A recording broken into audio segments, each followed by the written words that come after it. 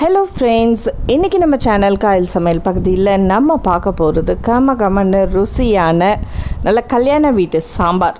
அந்த டேஸ்ட்டில் நம்ம வீட்டில் எப்படி செய்ய போகிறோம் அப்படின்றது தான் இன்றைக்கி வீடியோவில் பார்க்க போகிறோம். ரெடிமேட் சாம்பார் பொடி இல்லாமல் வீட்டிலையே எப்படி ரெடி பண்ணி நல்ல வாசனையாக எப்படி செய்யலாம் அப்படின்றது தான் இன்றைக்கி வீடியோவில் பார்க்க போகிறோம். ஸோ மிஸ் பண்ணாமல் கடைசி வரைக்கும் பாருங்கள்.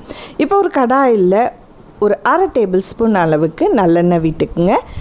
நல்ல எண்ணெய் காஞ்சதுக்கப்புறம் 1/4 டீஸ்பூன் வெந்தயம், ஒரு 4-5 காஞ்ச வத்தல், 1/2 டேபிள் ஸ்பூன் அளவுக்கு தனியா, 1/4 டேபிள் ஸ்பூன் அளவுக்கு மிளகு, 1/4 டீஸ்பூன் அளவுக்கு சீரகம், இது எல்லாத்தையுமே சேர்த்து கொஞ்சம் நல்லா வதக்கிடுங்க. அடுப்பை ஸ்லோ ஃப்ளேம்லேயே வச்சு வதக்குங்க. இது கூட 1 டேபிள் ஸ்பூன் அளவுக்கு துவரம் பருப்பு, 1 டேபிள் ஸ்பூன் அளவுக்கு கடலைப்பருப்பு, இதையும் சேர்த்து கொஞ்சம் நல்லா வதக்கி விட்டுடுங்க. அந்த வாசனை வர்ற வரைக்கும் வதங்கினதுக்கப்புறம் கொஞ்சம் ஆறுனதுக்கப்புறம் மிக்சியில் போட்டு நம்ம தூள் பண்ண போகிறோம். சாம்பார் பவுடர் இதெல்லாம் செய்கிறத விட இப்படி ஃப்ரெஷ்ஷாக அரைச்சி செய்யும்போது இன்னுமே நல்ல வாசனையாக இருக்கும். இதை ரொம்ப நைஸ் பவுடராக அரைக்கக்கூடாது, கொஞ்சம் கொரப்பாக இருக்கிற மாதிரி அரைச்சிங்க. இப்போ நான் இதில் 1 கப் அளவுக்கு துவரம் பருப்பு சேர்க்குறேன். அதை நல்லா அலசி எடுத்துடுறேன். அலசி எடுத்துட்டு 1 கப் அளவுக்கு நம்ம துவரம் பருப்பு எடுத்துருக்கோம். அதுக்கு 1/2 லிட்டர் அளவுக்கு தண்ணி சேர்த்து நான் வேக வைக்க போகிறேன். அது கூட ஒரு 6-7 பல்லு பூண்டு, ஒரு பச்சை மிளகா, ஒரு 1/4 டீஸ்பூன் அளவுக்கு சீரகம், இது கூட ஒரு 1/2 டேபிள் ஸ்பூன் அளவுக்கு நல்லெண்ணெய் அல்லது நெய் ஒரு 1/2 டேபிள் ஸ்பூன் அளவுக்கு ஊற்றி நம்ம ஒரு 3-4 விசில் நல்ல கொலைய வேக வச்சு எடுத்துருங்க. இது நம்ம விசில் வச்சு ஒரு 2-3 விசில் வச்சு எடுத்துருவோம். வேகிற சைடில் நம்ம காய்கறிகள்லாம் வதக்கிறதுக்காக ஒரு 2-3 டேபிள் ஸ்பூன் நல்லெண்ணெய் விட்டுடுங்க. அது நல்ல வாசனையாகவும் இருக்கும். நல்ல எண்ணெயில் வதங்கும் போது நல்ல டேஸ்ட்டு கொடுக்கும்.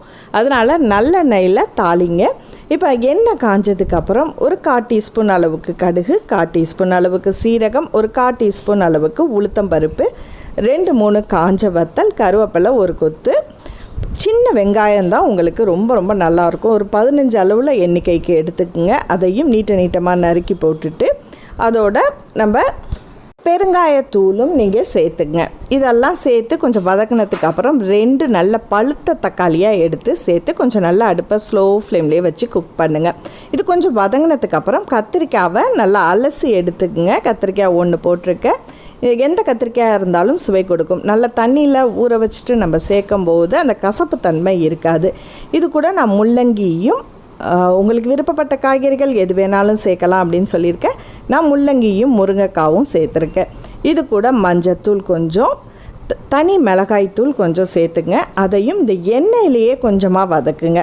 அது ஒட்டுற மாதிரி இருந்துச்சுன்னா ஒரு 1/4 கப் அளவுக்கு மட்டும் நீங்கள் இதில் தண்ணி சேர்த்துக்கலாம். இது கொஞ்சம் வதங்கினதுக்கு அப்புறம் நம்ம அரைச்சி வச்சுருக்க அந்த பொடியை அப்படி ஃபுல்லாகவே சேர்த்துருங்க. இந்த அளவுக்கு உங்களுக்கு சரியாக இருக்கும். ஸோ இது கொஞ்சம் நல்லா அந்த அடுப்பை ஸ்லோ ஃப்ளேம்லேயே வச்சுட்டு ஒரு 1/4 கப் அளவுக்கு தண்ணியும் ஊற்றிருக்கேன். இதை ஸ்லோ ஃப்ளேம்லேயே வச்சு முருங்கைக்காலாம் வேகிற வரைக்கும் மூடி போட்டு குக் பண்ணுங்கள்.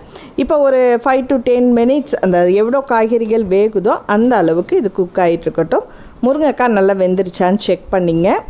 காய்கறியும் வெந்ததுக்கு அப்புறம் தான் நம்ம புளி கரைசல் ஒரு சின்ன எலுமிச்சைப்பழ அளவுக்கு அதை எடுத்திருக்கேன். அதை நல்லா கொஞ்சமாக தண்ணி விட்டு பிசைஞ்சு ஒரு 1/2 கப் வர்ற வரைக்கும் எடுத்து அதையும் ஊற்றிட்டு இது கூட தேவையான அளவுக்கு தண்ணியும் நம்ம சேர்த்து கொஞ்சம் அதை அடுப்பை ஸ்லோ ஃப்ளேம்லேயே அந்த பச்சை வாசனை போகிற வரைக்கும் அடுப்பில் குக் ஆகிட்டே இருக்கட்டும். இப்போ தேவையான அளவுக்கு நம்ம உப்பும் இதோட சேர்த்துக்கலாம். நல்ல இந்த மசாலாலாம் சேர்த்ததுக்கப்புறம் பார்த்திங்கன்னா சாம்பார் வாசனை அப்படி கமகமன்னு வீடே மணக்கும். உங்களுக்கு அவ்வளோ ஒரு ருசியாக இருக்கக்கூடியது. ஸோ இப்போ நம்ம வேக வச்சுருக்க அந்த பருப்பு அந்த தண்ணியோடு அப்படியே சேர்த்துடலாம். இதில் கொஞ்சம் தண்ணியும் ஊற்றி அலசி அதோடு சேர்த்துக்குங்க. சாம்பார் ரொம்ப தண்ணியாக இல்லாமல் ரொம்ப கெட்டியாகவும் இல்லாத அளவுக்கு உங்கள் தேவையான பக்குவத்தில் எடுத்துங்க. இப்போ நமக்கு ஒரு 5 to 10 minutes இதை அடுப்பை ஸ்லோ ஃப்ளேம்லேயே வச்சு இந்த பருப்பு வேகிற வரைக்கும் ஒன்றா மிக்ஸ் ஆகிற வரைக்கும் கொதிக்க விடுங்க. அடுப்பை ஆஃப் பண்ணுற அந்த ஸ்டேஜில் நம்ம கடைசியாக கொத்தமல்லி இலைகளையும் சேர்த்து 1 டேபிள் ஸ்பூன் அளவுக்கு நெய்யும் இதோடு விட்டு நல்லா பரட்டி விட்டு அடுப்பை ஆஃப் பண்ணிவிடுங்க. சாம்பாரை பொறுத்த வரைக்கும் புளியோட அளவு நமக்கு கரெக்டாக இருக்கணும். மெஷர்மெண்ட் இந்த மாதிரி அரைச்சி நம்ம சேர்க்கும்போது நல்ல வாசனையாகவும் ரொம்ப ருசியாகவும் இருக்கும்.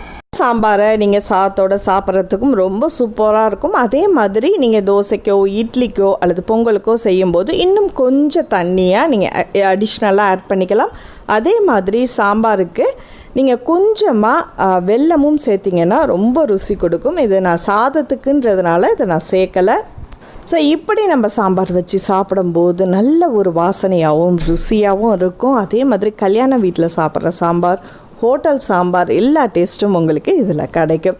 ஸோ கட்டாயமாக நீங்களும் உங்கள் வீட்டில் ட்ரை பண்ணி பாருங்கள். கீரை ரசம் எப்படி வைக்கணும் அப்படின்றதையும் வீடியோ லிங்க்கை வந்து டிஸ்கிரிப்ஷன் பாக்ஸில் கொடுக்குறேன். இப்போ சுவையான நமக்கு வெஜ் சாப்பாடு ரெடி ஆகிடுச்சு. நீங்களும் உங்கள் வீட்டில் ட்ரை பண்ணி பாருங்கள்.